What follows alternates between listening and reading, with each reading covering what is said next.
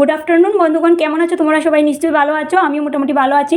তো আজ আমি একটা রেসিপি করেছি, সেটা হলো সেদল দিয়ে। কালকের শিং মাছ ছিল এটা, আর আলু বেগুন দিয়ে একটা ঝোল করেছি দেখো।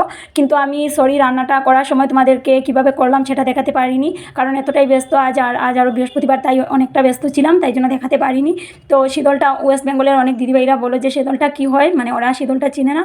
তো আমি শীতলটা দেখাতে চাইছিলাম, কিন্তু আমি এত তাড়াহুড়োর জন্য আর দেখাতে পারিনি। তো তোমরা যেটাকে শুটকি মাছ বলো, সেটা একটু ভিজে ভিজে টাইপের যেটা হয়, সেটাকে আমরা শীতল বলি। তো আর নেক্সট যেদিনকে শীতল করব, আমি ইচ্ছে আছে তোমাদের সাথে শেয়ার করব যে কীভাবে হয় শীতলটা। তো খুবই টেস্টি হয়, আর অনেকেই বলে আমার হাতের শীতল তরকারিটা রান্না খুবই টেস্টি, আমার হাজব্যান্ডও বলে। তো আমি তাড়াহুড়োতে করেছি, জানি না কী হয়েছে কি না।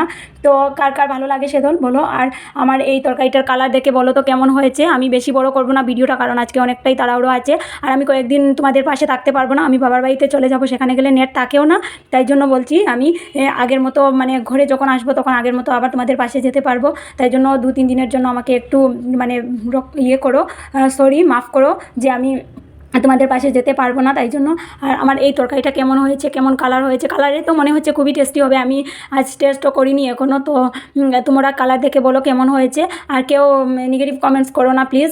আমি এত কষ্ট করে ভিডিওগুলো করি, আর আমার এক দিদিভাই বলছিল নিজের ছবিটা যাতে আসে, তখন ফ্রন্ট ক্যামেরা দিয়ে করার জন্য। তো আমি পারলাম না, ফ্রন্ট ক্যামেরা দিয়ে করতে অনেকটা অসুবিধে হয়।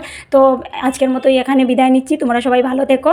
আর আমার তরকারি রান্নাটা কেমন হয়েছে প্লিজ কমেন্টে জানিও। টাটা।